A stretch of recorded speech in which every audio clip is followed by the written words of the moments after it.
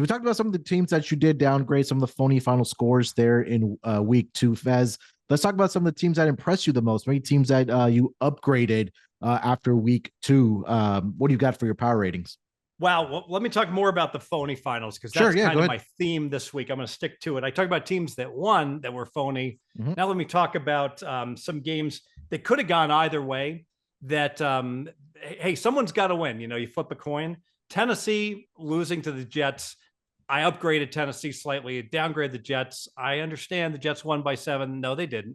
Tennessee lost by 7. There's a difference. And you could make a case maybe I shouldn't upgrade Tennessee, but I definitely should downgrade the Jets. Blocked punt. Will Levis handing the game over.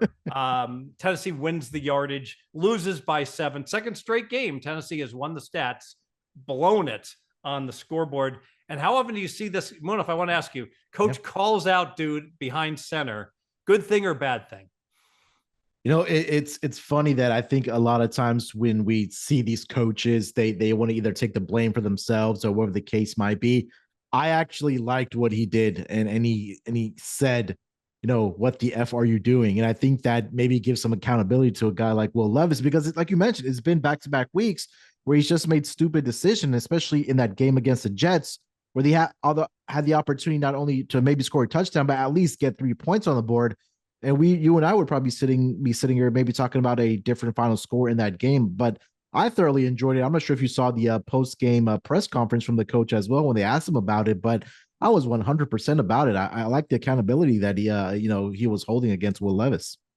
Yeah, absolutely. Cincinnati, Kansas City, another game Bengals certainly could have won, should have won. So I upgraded Cincy, downgraded Kansas City by a full point in the game. I thought that the Bengals outplayed Kansas City. And finally, Pittsburgh, Denver. Well, I guess this is what Pittsburgh does, right? They get outgained by a yard per play. They get outgained by 50 yards. And Denver's 0-2 on the turnovers. Now, I get it. Denver was down 10, and I'm sure they won the yardage fourth quarter. But I did go ahead. That's interesting. So that's the stats. I actually upgraded Pittsburgh by half a point because RJ is going to scream at me if I don't. And I lowered Denver by 1 just because I think a lot of that was garbage time. But, and the spot. Here's the thing. I thought the spot was so good for Denver. And that's why all the money poured in on Denver. But the lesson from that game, I really want to emphasize, the whole world was betting Denver. And the line was 3.5. And then went to 3. And I heard Media Central, all these guys saying, I still like Denver plus 2.5. And I have to tell you, as a professional bettor that's worked for professional syndicates and still do, the number one thing I can tell you, if you gave me a Denver plus 3.5 ticket, you showed me that, hey, that's in our portfolio. Good job. You're going to get a raise. I don't care they lost. You give me a Denver plus 3 ticket. You're doing your job. Excellent work. Beautiful. If you show me a Denver plus 2.5 ticket, you're fired. I mean, you're just fired. I don't want to hear they won the stats. You're not even trying to win, in my opinion. And yet I see all the time people giving out like plays like Denver plus 2.5. You know what? And they're like, well, that's where the sharp money is. I assure you, there was no sharp money at 2.5. And think about this. It's hard to win in the NFL betting on sports. Right. So let's assume that plus 3.5 bet was by some miracle, the rare 60% bet, which maybe it could have been. Okay. So if you bet 100 times, you go 60 and 40. But then if you bet plus 3, now you get 10 pushes. So, now you go 50, 40, and 10. Still good. 55.5%.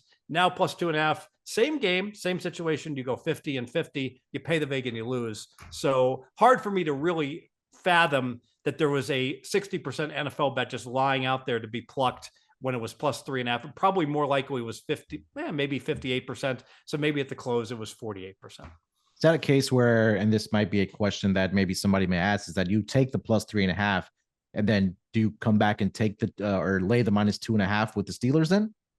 Yeah, great question. And more often than not, yes.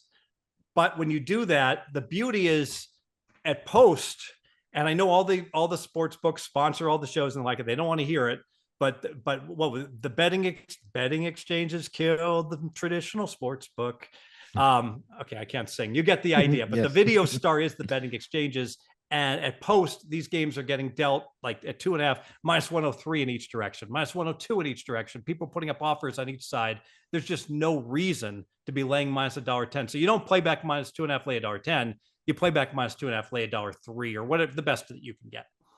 Makes sense. Any more phony finals that you want to get to?